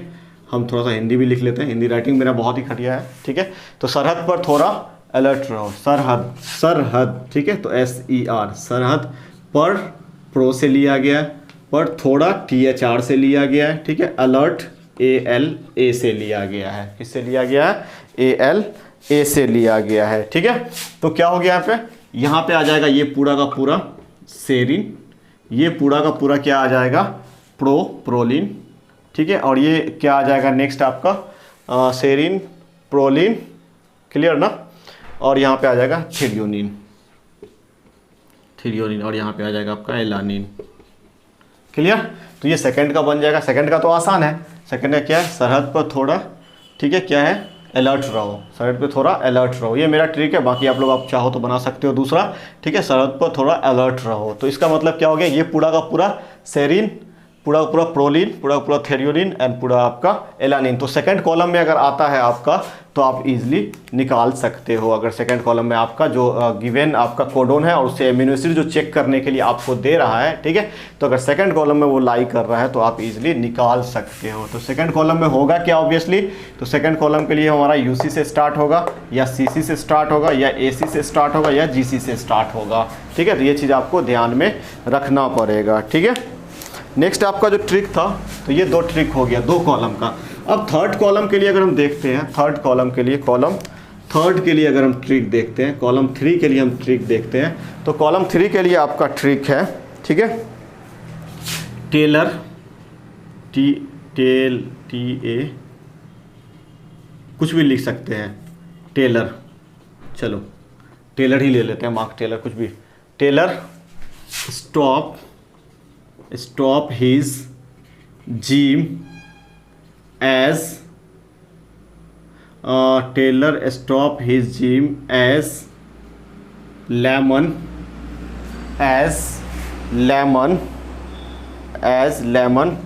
Ask for glucose. देखो ये थोड़ा सा अजीब सा है, बट हम इसको समझा रहे हैं थोड़ा सा। देखो टेलर और जो लेमन है, लेमन सीरीज तुम लोग पढ़ते हो केमिस्ट्री में, ठीक है, एटॉमिक स्ट्रक्चर में। तो टेलर स्टॉप ही जिम, टेलर और ये लेमन मान लो दोनों दोस्त हैं, ठीक है। ये क्या करता है, टेलर जो होता है वो स्टॉप करता है जी अपना जिम, जैसे ही स्टॉप करता है, ठीक है, जिम कर रहा होता है, जैसे ही वो स्टॉप करता है तो उसका दोस्त जो है लेमन, वो उसको क्या किस चीज़ के लिए पूछता है, ग्लूकोज के लिए पूछता है, ठीक है। तो बोलता है Taylor stop his gym age lemon ask for, किस चीज़ के लिए, ग्लूकोज के लिए उसको पूछता है, ठीक है। तो इसका क्या मतलब है, देखो टेलर मतलब ट्रिप्टोफन, टेलर का मतलब ट्रिप्टोफन, ठीक है। स्टॉप हिज वर्क, स्टॉप का मतलब यहाँ पे स्टॉप कोडोन, ठीक है। हिज मतलब हिस्टीडीन है, यहाँ पे हिज का मतलब हिस्टीडीन है, और जिम यहाँ पे लिया गया GLN से। GLN किसको कोड करता है, ग्लूटामाइन को कोड करता है, किसको कोड करता है, ग्लूटामाइन को कोड करता है।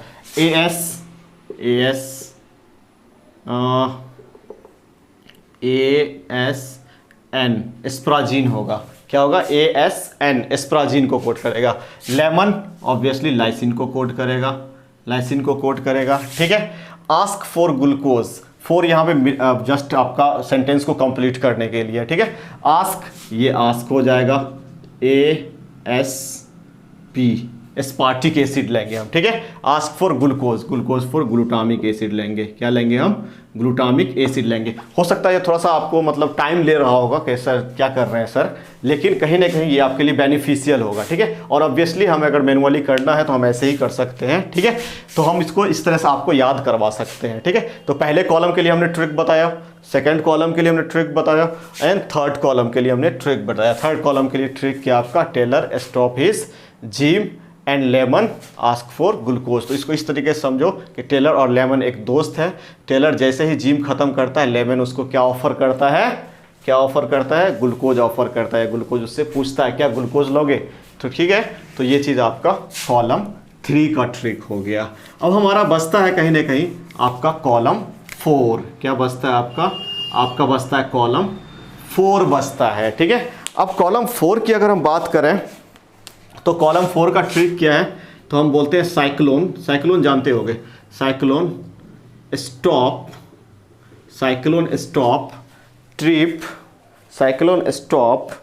Trip of Argentina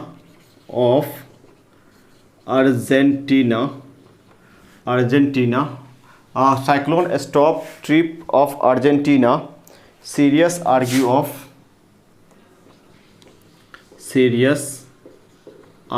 of glacier. हम यहाँ पे ग्लेशियर का थोड़ा सा स्पेलिंग चेंज करते हैं, ठीक है, ग्लेशियर लिखते हैं, ठीक है। वैसे ग्लेशियर का स्पेलिंग GLACIER होता है, ठीक है, ग्लेशियर, लेकिन यहाँ पे हम क्या लिख रहे हैं, ये ग्लेशियर का स्पेलिंग लिख रहे हैं, ठीक है। तो साइक्लोन स्टॉप ट्रिप, ठीक है। तो हम कहीं ना कहीं साइक्लोन स्टॉप ट्रिप, साइक्लोन किसको कोड करेगा, तो आप बोलोगे साइक्लोन कोड करेगा सिस्टीन को। तो ये कुछ हो जाएगा आपका सिस्टीन, क्या हो जाएगा, सिस्टीन। स्टॉप मतलब यहाँ पे ये क्या हो जाएगा, स्टॉप कोडन हो जाएगा। क्या हो जाएगा यहाँ पे, स्टॉप कोडन हो जाएगा। किस चीज़ को ये किया, तो ट्रिप को, ट्रिप मतलब ट्रिप्टोफन हो जाएगा। क्या हो जाएगा, ट्रिप्टोफन हो जाएगा, ठीक है। ऑफ अर्जेंटीना का मतलब अर्जेनिन होगा, अर्जेंटीना का मतलब क्या हो जाएगा आपका, अर्जेनिन होगा। तो ये सारा का सारा आपका क्या हो जाएगा, अर्जेनिन होगा। बात समझ में आ रही है। तो पहला आपका साइक्लोन मतलब क्या है आपका, किसको कोट करेगा, तो आप बोलोगे सिंपली ये सिस्टीन को कोट करेगा, ठीक है। उसके बाद आपका स्टॉप है, देन आपका ये चीज़ है, ठीक है। और क्या कह रहा है, सीरियस आर्ग्यू का मतलब सेरिन, ठीक है। आर्ग्यू का मतलब ARG अर्जेनिन, ठीक है। सीरियस आर्ग्यू ऑफ ग्लाइसिन्स, ठीक है। तो लास्ट वाला आ जाएगा आपका ग्लाइसिन, लास्ट वाला क्या आ जाएगा, ग्लाइसिन, ठीक है। ये ट्रिक जो है, ये ट्रिक कहीं ना कहीं नहीं बन पा रहा था, बहुत मुश्किल से बना है, ठीक है। लेकिन आप लोग ट्राई करोगे, अगर कोई अच्छा सा ट्रिक बन जाता है तो आप हमें कमेंट्स कर सकते हो कि सर ये भी ट्रिक हो सकता है, क्लियर ना। आप हमें कमेंट कर सकते हो कि ये भी ट्रिक हो सकता है, क्लियर ना। हम यहाँ पे क्या कर रहे हैं, साइक्लोन स्टॉप ट्रिप। साइक्लोन जानते हो, मतलब चक्रवात जिसको बोला जाता है, वो स्टॉप करता है किसको, कहाँ का ट्रिप को। मान लो हमें अर्जेंटीना जाना था, उसके ट्रिप को कहीं ना कहीं वो स्टॉप कर देता है। Serious argue of glacier, glacier क्या होता है, बर्फ़ का जो जमा हुआ वो होता है, कहीं ना कहीं वो सीरियस आर्ग्यू करता है कि नहीं सर आप नहीं जा सकते हैं, ठीक है। तो वैसे ही मतलब माइंड में आया, कुछ ऐसा बना दिया मैंने, ठीक है। तो cyclone stop trip of Argentina, serious argue of glacier, ठीक है। तो इस तरीके से हमारा ये सारा फॉर्म हो जाएगा, आपको समझ में आ रहा है, ठीक है। तो इस तरीके से हम टेबल ड्रॉ कर लेते हैं, और टेबल ड्रॉ करने के बाद जितना भी हमारा एमिनो एसिड है उसको कौन किसको कोड करता है, हम इस टाइप से उसका फॉर्मेशन कर लेते हैं, क्लियर है ना। तो यहाँ तक क्लियर, आई थिंक यहाँ तक कोई प्रॉब्लम आपको नहीं आनी चाहिए। चलो नेक्स्ट हम आते हैं, अब नेक्स्ट हम आते हैं silent feature of genetic code पे, ठीक है। Silent feature of genetic code पे, ठीक है।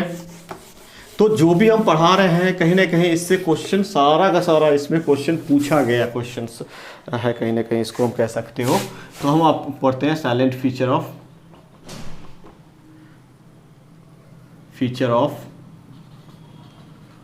Genetic code, silent feature of genetic code. तो silent feature of genetic code में हम क्या देखते हैं, सबसे पहला point, the codon is triplet. The codon is triplet के फॉर्म में होगा, ठीक है। टोटल कोडोन कितना होगा, तो हम बोलेंगे टोटल कोडोन होगा आपका 64। आउट ऑफ 64 क्या होगा, 61 कोडोन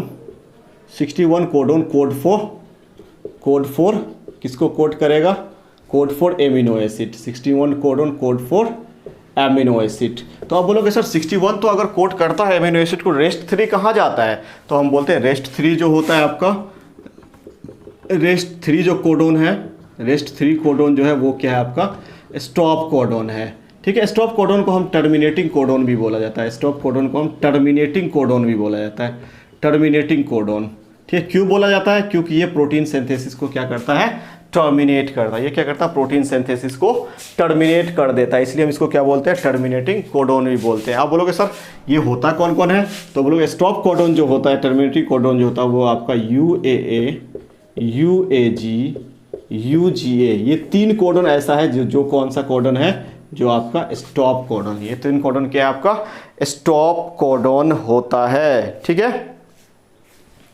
अब नेक्स्ट आपका क्या पॉइंट हो सकता है, चलो एक तो ये हो गया आपका कि कोडोन क्या होता है, ट्रिपलेट होता है। टोटल कोडोन कितना होता है, 64 होता है, ठीक है।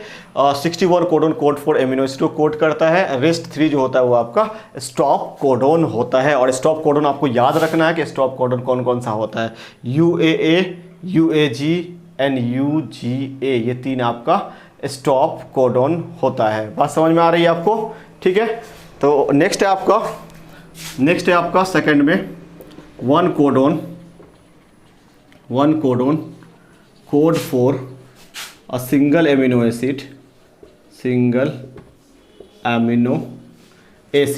one codon code for single amino acid, so it is unambiguous nature, it is unambiguous and specific कहने का मतलब क्या है, कहने का मतलब है कि जो एक कोडोन होगा, जो क्या होगा, एक कोडोन है वो हमेशा किसको करेगा, एक एमिनो एसिड को कोड करेगा। हर एक कोडोन किसको कोड करेगा, एक एमिनो एसिड को कोड करेगा, ठीक है। इसी नेचर को हम बोलते हैं कि ये अनएम्बिगियस होता है या ये स्पेसिफिक होता है। क्या होता है, अनएम्बिगियस होता है या क्या होता है, ये स्पेसिफिक होता है, ठीक है। So hence it is called unambiguous and specific. क्यों कहते हैं, क्योंकि एक कोडोन एक सिंगल एमिनो एसिड को कोड करता है, इसलिए हम बोलते हैं उसको ये या तो ये अनएम्बिगियस या अनएम्बिगियस एंड क्या होगा, ये स्पेसिफिक होगा। नेक्स्ट हम लोग क्या देखते हैं, इसका नेक्स्ट फीचर क्या है कि सम एमिनो एसिड, हम इसको नेक्स्ट में कह सकते हैं कि थर्ड में थर्ड फीचर क्या है? थर्ड फीचर हम क्या कह सकते हैं कि some amino acid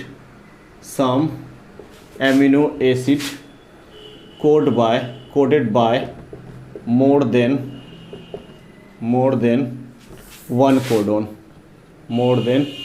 one codon, so codon is degenerate.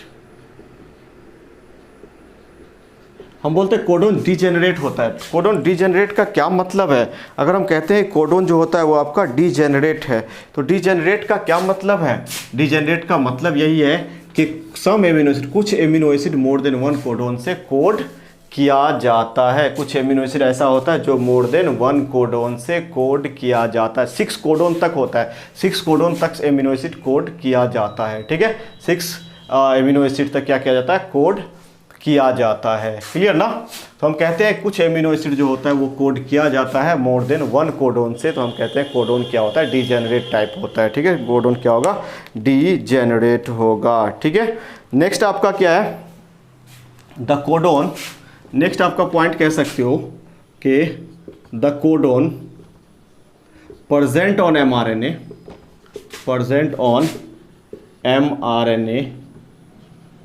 mRNA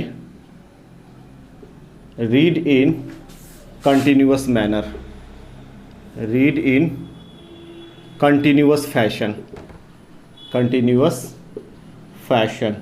जो हमारा कोडोन होता है, कोडोन जो भी कोडोन प्रेजेंट होता है mRNA में, वो क्या होगा? उसको हम कैसे रीड करेंगे? तो कंटिन्यूअस फैशन में होता है। हम कह सकते हैं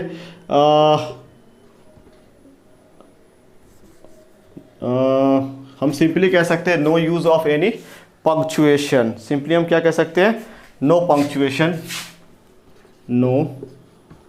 पंक्चुएशन। कहने का मीनिंग क्या है? नो पंक्चुएशन कहने का मीनिंग क्या है? कहने का मीनिंग ये है कि कहीं ना कहीं हम बीच में कॉमा, हाइफन ये सब इस्तेमाल नहीं करेंगे। ये हमेशा कंटिन्यूअस मैनर में होगा। कहने का मतलब अगर हमारा ये 5 प्राइम से 3 प्राइम अगर हम लेते हैं तो हम लिख सकते हैं AGCUGACUCGA, कुछ भी ऐसा लिख सकते हैं। तो हम कहते हैं ये कोडोन इस फॉर्म में होगा। ठीक है, ये इस फॉर्म में होगा। क्लियर ना? तो इसके बीच में कोई कॉमा, हाइफन वगैरह हम लोग इस्तेमाल नहीं करते। ये कंटिन्यूअस मैनर में होता है, पाया जाता है। ठीक है, तो ये एक पॉइंट्स हो गया। लास्ट एक और पॉइंट्स है आपका, और वो पॉइंट्स है कि कोडोन नियरली यूनिवर्सल होता है।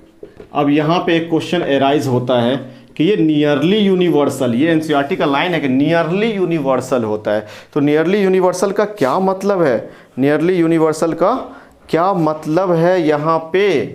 नियरली यूनिवर्सल का क्या मतलब है यहाँ पे? तो यूनिवर्सल क्या होगा? मतलब यूनिवर्सल कहने का मीनिंग यहाँ पे, चलो नियरली नहीं, हम सिर्फ यूनिवर्सल बोलते हैं।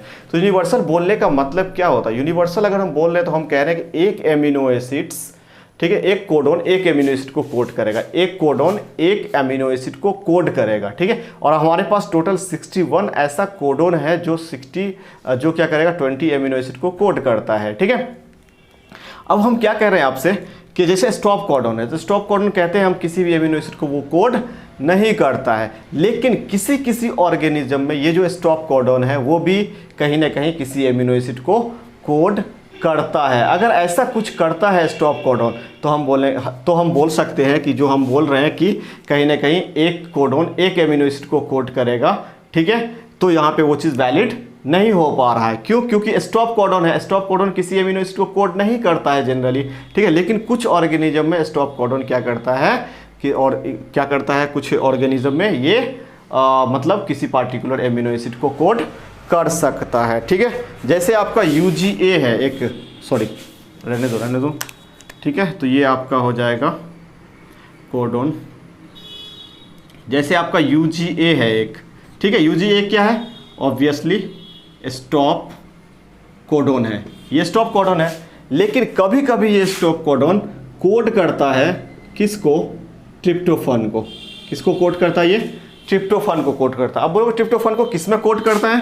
तो ऑब्वियसली ये कुछ ऑर्गेनिज्म हम बोल रहे थे, तो बोल रहे थे माइकोप्लाज्मा में ऐसा होता है कि माइकोप्लाज्मा में अगर हमारा यूजीए है तो वो यूजीए क्या करेगा, स्टॉप कोडॉन के जैसे बिहेव नहीं करके वो किसको कोड करेगा, तो ये कोड करेगा आपका ट्रिप्टोफन को कोड करेगा, किस में, माइकोप्लाज्मा में। और कुछ ऑर्गेनिज्म के माइटोकॉन्ड्रिया में भी ऐसा होता है, कुछ ऑर्गेनिज्म के माइटोकॉन्ड्रिया में भी ऐसा होता है। ठीक है, आपको समझ में आ रही है, कुछ ऑर्गेनिज्म के माइटोकॉन्ड्रिया में भी ऐसा होता है। ठीक है, उसी तरीके से आपका बाकी जो कोडोन है, बाकी क्या है, यूएए है और क्या है, यूएजी है। ये कोडोन भी कभी कभी स्टॉप कोडोन है, लेकिन ये तो स्टॉप कोडोन है, स्टॉप कोडोन है, लेकिन ये भी कोड कर सकता है किसी पार्टिकुलर एमिनो एसिड को किसी पार्टिकुलर ऑर्गेनिज्म के अंदर। ठीक है, तो ये कोड करता है आपका ग्लूटामाइन को, ग्लूटामाइन को कोड करता है, जिसको हम GLN से रिप्रेजेंट करते हैं। ये ग्लूटामाइन को कोड करता है। अब बोलोगे सर ये ग्लूटामाइन को कोड किस में करेगा, तो सिंपली हम बोलते हैं पैरामीशियम में, पैरामीशियम में। तो आपको लिखा होगा पैरामीशियम, अगर नहीं लिखा रहेगा तो प्रोटोजोआ लिखा रहेगा। तो सिंपली हम कह सकते हैं कि प्रोटोजोआ में ये क्या करेगा, इस टाइप से काम करेगा। इसके अलावा भी एक होता है जिसको हम बोल सकते हैं एसिटाबुलेरिया, लार्जेस्ट सिंगल यूनिसेलुलर ऑर्गेनिज्म है। ठीक है, एसिटाबुलेरिया। तो हम कह लेते हैं यहाँ पे नियरली यूनिवर्सल, आपको समझ में आ रहा है। नियरली यूनिवर्सल का मतलब सिंपली ये है कि एक कोडोन एक एमिनो एसिड को कोड करेगा। ठीक है, और टोटल 64 कोडोन है, जिसमें 61 कोडोन जो होता है वो एमिनो एसिड को कोड करता है। बाकी तीन जो आपका कोडोन होता है वो किसी एमिनो एसिड को कोड नहीं करता है, और वो 3 कोडोन को हम क्या बोलते हैं, स्टॉप कोडोन बोलते हैं। ये यूनिवर्सल रूल है। ठीक है, लेकिन हम कह रहे हैं यहाँ पे कि उस रूल को फॉलो कुछ ऑर्गेनिज्म में वो रूल फॉलो नहीं होता है, इसलिए हम बोल लेते हैं कोडोन क्या होगा, हमारा नियरली यूनिवर्सल होगा, 100% यूनिवर्सल नहीं है। जैसे हम यहाँ पे देख रहे हैं कि माइकोप्लाज्मा एंड माइटोकॉन्ड्रिया के अंदर क्या हो रहा है कि वही स्टॉप कोडोन जो हम लोग में स्टॉप कोडोन के जैसे काम कर रहा है। ठीक है, वो किसको कोड कर रहा है, ट्रिप्टोफन को कोड कर रहा है किसी पार्टिकुलर ऑर्गेनिज्म में। यहाँ पे हम देख रहे हैं कि यूए और यूएजी भी स्टॉप कोडोन है, लेकिन वो किसके तरह काम कर रहा है, ग्लूटामिक एसिड के, ग्लूटामाइन के तरह काम कर रहा है, किसमें, पैरामीशियम एंड एसिटाबुलेरिया में। आप सिंपली कह सकते हो प्रोटोजोआ एंड एसिटाबुलेरिया में, सॉरी।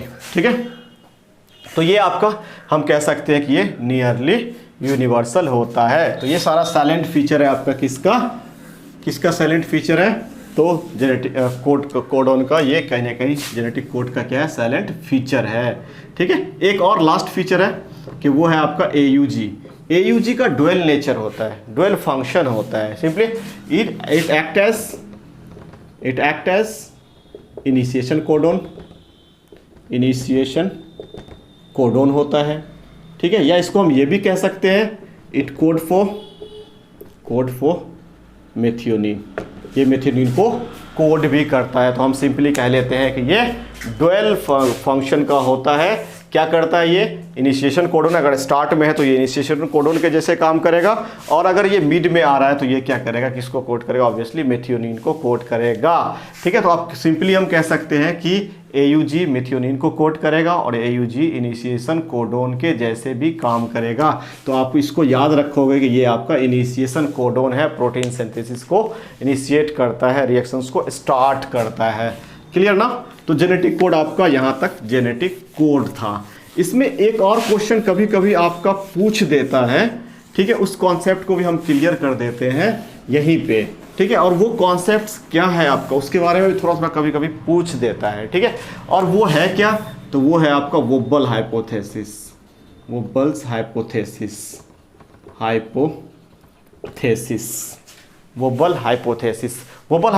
जो प्रपोज किया गया था, सीधा लिखते हैं प्रपोज्ड बाय क्रिक, जो क्रिक साहब थे वो दिए थे। ठीक है, प्रपोज्ड बाय क्रिक 1966 में आई थिंक दिए थे ये। ठीक है, वोबल हाइपोथेसिस कौन प्रपोज्ड किया था, तो वो किए थे क्रिक साहब प्रपोज्ड किए थे। कब किए थे, 1966 में प्रपोज्ड किए थे। अब इनका क्या कहना था, देखो इनका कहना था ये कि डीएनए के बीच, तो हम जानते हैं कि डीएनए का न्यूक्लियोटाइड के बीच कॉम्प्लीमेंट्रिटी होता है और दोनों के बेस पेयर के बीच क्या बनता है, दोनों का बेस पेयर आपस में कॉम्प्लीमेंट्री बनाता है। ठीक है, जैसे वाटसन एंड क्रिक अगर हम बेस पेयरिंग देखें, इसमें हम यहाँ पे देखेंगे, अगर हम देखते हैं Watson and Crick base pairing, Crick base pairing. तो हम सिंपली बोलते हैं कि यहाँ पे ए टी से बाइंड करेगा डबल हाइड्रोजन बॉन्ड से, और जी सी से बाइंड करेगा किससे, डबल हाइड्रोजन बॉन्ड से। क्योंकि वाटसन एंड क्रिक का जो हम डीएनए का स्ट्रक्चर देखे हैं वहाँ पे हम यही देखे हैं कि एडेनिन किससे बाइंड करेगा, थाइमिन से डबल हाइड्रोजन बॉन्ड से, ग्वानिन किससे बाइंड करेगा, साइटोसिन से डबल हाइड्रोजन बॉन्ड से। ठीक है, तो ये तो डीएनए के अंदर हो रहा है। ये किसके लिए एप्लीकेबल है, ये डीएनए के लिए एप्लीकेबल है। डीएनए के अंदर ऐसा कुछ हो रहा है। ठीक है, अगर डीएनए के अंदर ऐसा कुछ हो रहा है तो हम कहते हैं यहाँ पे जो वोबल हाइपोथेसिस है वो डीएनए के बीच नहीं होता है, वो किसके किसके बीच होता है, तो आप बोलोगे वो आरएनए के बीच होता है। किसके बीच होगा, आरएनए के। तो हम यहाँ पे एक और वर्ड लेते हैं और वो है wobble base pairing, wobble base pairing. तो वोबल बेस पेयरिंग किसके किसके बीच होगा, तो हम बोलेंगे न्यूक्लियोटाइड ऑफ आरएनए के बीच होगा। किसके बीच होगा, तो न्यूक्लियोटाइड ऑफ आरएनए के बीच होगा, दो न्यूक्लियोटाइड ऑफ आरएनए के बीच होगा। ठीक है, अब हम आते हैं कि वोबल बेस पेयरिंग होगा कहाँ पे। ठीक है, तो इसके लिए एक वर्ड हम यूज़ करते हैं पहले, वोबल पोजीशन क्या होता है। बड़ा ध्यान से देखो, वोबल पोजीशन क्या होता है। ठीक है, देखो वोबल पोजीशन क्या होगा। हम क्या करते हैं, एक एमआरएनए ले लेते हैं। चलो एक हम क्या ले लेते हैं, एमआरएनए ले लेते हैं। ठीक है, एमआरएनए पे कोई सीक्वेंस होगा, मान लो यहाँ पे हमारा AUG है। ठीक है, यहाँ पे हमारा क्या सीक्वेंस है, AUG है। इसी तरीके से हमारा एक ट्रांसफर आरएनए हम लेते हैं, एक ट्रांसफर आरएनए लेते हैं मान लो। ठीक है, ट्रांसफर आरएनए आप जानते हो इस टाइप का स्ट्रक्चर होगा, इस टाइप का स्ट्रक्चर होगा कुछ ना ट्रांसफर आरएनए का। अब नीचे आ गया, नीचे आकर के मान लो यहाँ पे कुछ इस टाइप का स्ट्रक्चर बनाया, ऊपर गया, फिर से इस टाइप का स्ट्रक्चर हो गया। ये आपका 3 प्राइम होता है और ये आपका 5 प्राइम होता है। ठीक है, अब यहाँ पे जो पोजीशन है ये एमआरएनए पे है, इसका एंटी, ये कोडोन कहलाएगा। ये क्या कहलाएगा, आपका कोडोन कहलाएगा। और ये यहाँ पे जो भी नाइट्रोजन बेस होगा वो क्या कहलाएगा, एंटी कोडोन कहलाएगा। तो इसका एंटी कोडोन क्या हो जाएगा, ए के बदले में यू, यू के बदले में ए और जी के बदले में सी। ये इसका एंटी कोडोन हो गया। ये क्या कहलाएगा, ये एंटी कोडोन कहलाएगा, एंटी कोडोन कहलाएगा। ठीक है, इसके बारे में हम कहीं ना कहीं आपको काफ़ी डिटेल में बता चुके हैं जब हम आरएनए का स्ट्रक्चर बताए थे। ठीक है, जब हम आरएनए का स्ट्रक्चर बताए हैं तो हम इसको बहुत अच्छा से बता चुके हैं। आरएनए वर्ल्ड वाले लेक्चर में ये होगा। ठीक है, हम बहुत अच्छे से बता चुके हैं। तो ये आपका एंटी कोडोन होगा और ये आपका क्या है, ये आपका क्या है, कोडोन है। ठीक है, अब बेस पेयरिंग किसके किसके बीच होगा, ये भी आरएनए है और ये भी आरएनए, इन दोनों के बीच बेस पेयर होगा, इन दोनों के बीच बेस पेयरिंग होगा, इन दोनों के बीच बेस पेयरिंग होगा। तो हम कहते हैं कि यहाँ से ये 3 प्राइम आ रहा है, तो ये वाला स्ट्रैंड इधर ये 3 प्राइम आ रहा है। ठीक है, तो ये क्या होगा, 5 प्राइम, इधर से 5 प्राइम, ये 3 प्राइम आ रहा है, 3 प्राइम आ रहा है। मान लो कोई स्ट्रैंड यहाँ से यहाँ आ रहा है। ठीक है, तो ये कह रहे हैं हम 3 प्राइम है, तो इधर क्या होगा आपका 5 प्राइम होगा ऑब्वियसली। तो हम कहते हैं ये वाला पोजीशन जो होता है ये फर्स्ट पोजीशन है। ये क्या है, first position of anti codon, first position of anti codon है, first position of anti codon है। ठीक है, और ये वाला जो पोर्शन है ये थर्ड पोजीशन ऑफ कोडोन है, थर्ड पोजीशन ऑफ कोडोन है। हम क्यों कह रहे हैं थर्ड पोजीशन, क्योंकि हम जानते हैं कि डीएनए का सिंथेसिस हमेशा किधर से किधर होता है, 5 प्राइम से 3 प्राइम डायरेक्शन में होता है। कहाँ से कहाँ होता है, 5 प्राइम से 3 प्राइम डायरेक्शन में होता है। ठीक है, तो यहाँ पे इधर की तरफ हम 5 प्राइम ले रहे हैं और इधर 3 प्राइम, क्योंकि ये आपका 5 प्राइम से 3 प्राइम होगा। ठीक है, तो 5 प्राइम से 3 प्राइम डायरेक्शन में एमआरएनए को अगर हम देखते हैं तो ये हमारा लास्ट पोजीशन होगा कोडोन का, और ये हमारा फर्स्ट पोजीशन होगा किसका, एंटी कोडोन का। ये जो पोजीशन होता है इस पोजीशन को हम बोलते हैं वोबल पोजीशन। इस पोजीशन को हम क्या बोलते हैं, वोबल पोजीशन बोलते हैं। इस पोजीशन को हम क्या बोलते हैं, वोबल पोजीशन बोलते हैं। बस समझ में आ रहा है, इस पोजीशन को हम क्या बोलते हैं, वोबल पोजीशन कहते हैं। ठीक है, अब जब हम ड्रॉ कर रहे थे आपका जेनेटिक कोड का, जब हम टेबल ड्रॉ कर रहे थे तो वहाँ पे हम क्या देख रहे थे, वहाँ पे हम ये देख रहे थे कि जो पहला 2 होता है वो जनरली आपका सेम होता है। किसी एक सीक्वेंस में हम एक कॉलम में जब हम देख रहे थे तो हम क्या देख रहे थे कि 2 जो होता है स्टार्ट का वो क्या होता है, हमेशा सेम होता है। वेरी कहाँ पे कर रहा था, सिर्फ थर्ड पोजीशन पे वेरी कर रहा था। आप अगर टेबल अगर आपको याद होगा, नहीं तो आप पीछे जा करके देख सकते हो मेरा टेबल हमने कैसे ड्रॉ किया था। जो फर्स्ट होता है आपका, फर्स्ट 2 होता है वो कॉमन होता है। ठीक है, लेकिन जो लास्ट वाला थर्ड होता है वो क्या होता है आपका, वेरी करता है। सेम यहाँ पे हम कहेंगे जो वेरिएशन हो रहा है वो किस पोजीशन पे हो रहा है, तो हम बोल रहे हैं वो हो रहा है आपका वोबल पोजीशन पे वेरिएशन हो रहा है। वोबल पोजीशन पे वेरिएशन होने के कारण हम सिंपली क्या कहते हैं, इस पोजीशन पे वेरिएशन होगा, ठीक है। और यही कहा गया था किस चीज़ में, वोबल हाइपोथेसिस में, कि जो वोबल पोजीशन है वहाँ पे जो आपका बेस है उस बेस के बीच जो पेयरिंग होगा वो पेयरिंग थोड़ा सा डिफरेंट होगा और वो पेयरिंग इसको फॉलो नहीं करेगा, Watson and Crick base pairing को फॉलो नहीं करेगा, ठीक है। तो अब इसके बीच कैसे बेस पेयरिंग होगा, तो इस चीज़ को हम थोड़ा सा देख लेते हैं कैसे बेस पेयरिंग होगा आपका, ठीक है। ये यहाँ तक क्लियर होगा आई थिंक। अब हम चलो इसको देख लेते हैं थोड़ा। देखो हम अगर कहते हैं आपका anticodon base, nitrogenous base present on anticodon, nitrogenous base present on anticodon, anticodon पे कौन सा नाइट्रोजनस बेस होगा, ठीक है। और nitrogenous base present on, nitrogenous base present on codon, यहाँ पे क्या मतलब है, यहाँ पे मतलब है इसका थर्ड पोजीशन पे कौन सा कोडोन होगा और इसका फर्स्ट पोजीशन पे कौन सा कोडोन होगा, उसके कॉम्प्लीमेंट्री कोडोन है ना, कोडोन का थर्ड पोजीशन, ठीक है, और एंटी कोडोन का फर्स्ट पोजीशन लेंगे हम, ठीक है। एंटी कोडोन का क्या लेंगे हम, फर्स्ट पोजीशन लेंगे हम, ठीक है।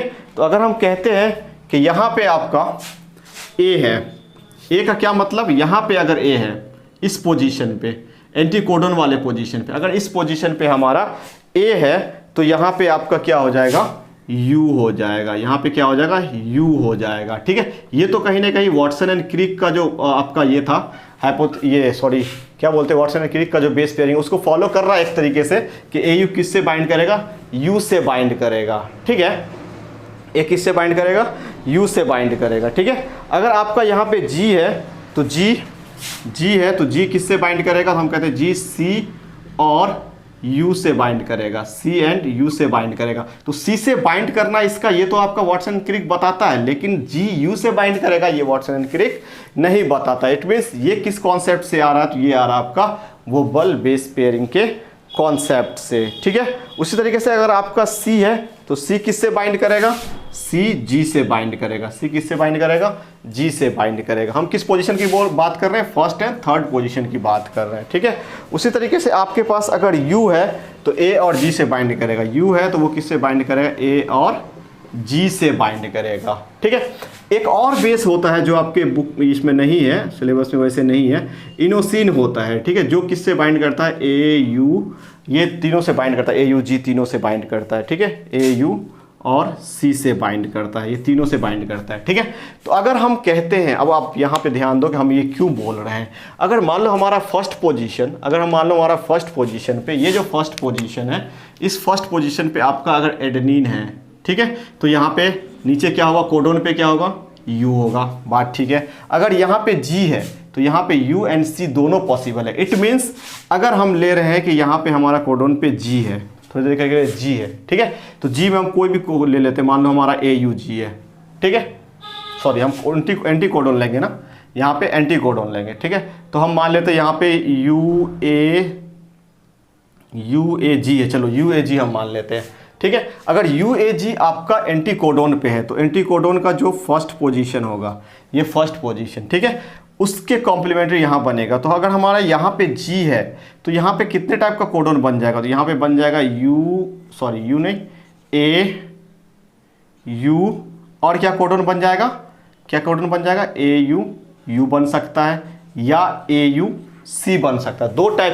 दो डिफरेंट टाइप का क्या बन सकता है, कोडोन बन सकता है। बात समझ में आ रही है। देखो यहाँ पे जी है तो जी सी से इससे कॉम्प्लीमेंट्री करेगा, या जी किससे कॉम्प्लीमेंट्री करेगा, सी से कॉम्प्लीमेंट्री करेगा, ठीक है। तो हम क्या कह लेते हैं यहाँ पे कि हमारे पास अगर कोडोन, मान लो हमारे पास एंटी कोडोन यू ए जी है, मतलब यू ए यहाँ पे मान लो जी है, तो यहाँ पे इस पोजीशन पे क्या हो सकता है, यू भी हो सकता है, और इस पोजीशन पे क्या हो सकता है, सी भी हो सकता है। मतलब दो डिफरेंट टाइप का हमारा कोडोन बन सकता है। उसी तरीके से यहाँ पे अगर हम इनोसिन की बात करें और हम बोलते हैं यहाँ पे अगर मान लो हमारा इनोसिन है तो हमारा कितना कोडोन बन सकता है, ए वाला कोडोन बन सकता है, यू वाला कोडोन बन सकता है और सी वाला कोडोन बन सकता है। तीनों कोडोन आपका बन सकता है। जैसे यहीं पे हम अगर मानो इनोसिन ले लिए तो हम बोलेंगे यहाँ पे क्या क्या बन सकता है, तो हम बोलेंगे ए यू ए भी बन सकता है, ठीक है। हमारा क्या बन सकता है, तो हम बोलेंगे ए यू यू भी बन सकता है और हमारा क्या बन सकता है, तो हम बोलेंगे ए यू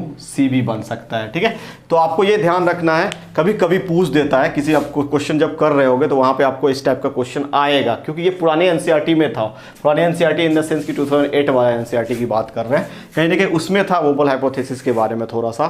ठीक है, तो ये इस टाइप से आपका होता है, वोबल पोजीशन होता है। वोबल पोजीशन मतलब first position of एंटीकोडन and third position of codon. तो जब ये चेंज होगा, एंटीकोडन वाला अगर चेंज होगा, उसके अकॉर्डिंग जो नीचे वाला है वो भी चेंज होगा। ठीक है, तो अगर हम कहते हैं कि हमारा एंटीकोडन पे ए है तो ठीक है, हमारा कोडन पे थर्ड पोजीशन पे क्या होगा, यू होगा। लेकिन अगर हम कहते हैं कि हमारा एंटीकोडन पे जी है तो थर्ड पोजीशन पे यू भी हो सकता है, थर्ड पोजीशन पे सी हो सकता है। इसका मतलब नीचे दो कोडन बन सकता है, दो डिफरेंट टाइप का कोडन का फॉर्मेशन हो सकता है। क्वेश्चन भी यही पूछा जाता है, मान लो जी दे दिया यहाँ पे और पूछ दिया कि नीचे कितने टाइप का कोडन बनेगा, तो आप बोलोगे अगर यहाँ पे हमारा जी दे देता है तो हम बोलेंगे यू ए जी है, तो यू ए जी है तो हमारा कोडन क्या बनेगा, कोडन बन जाएगा ए यू एंड सी बन जाएगा, और दूसरा कोडन बन जाएगा ए यू बन जाएगा। ठीक है, तो इस टाइप से हम वोबल हाइपोथेसिस को पढ़ते हैं। ठीक है, आई होप सो आपको समझ में आया होगा। ठीक है, आई होप सो आपको समझ में आया होगा पूरा जेनेटिक कोड। अगर समझ में आया है तो प्लीज़ लाइक कीजिए, सब्सक्राइब कीजिए, अपने फ्रेंड एंड क्लासमेट में शेयर कीजिए और बेल आइकन को दबाना ना भूलें। ठीक है, ताकि लेटेस्ट हमारा जो लेक्चर है वो आपको मिलता रहे। और आई होप सो काफ़ी इन्फॉर्मेटिव लेक्चर है। ठीक है, तो आप इसको देख सकते हो एंड फॉलो कर सकते हो। Okay, bye.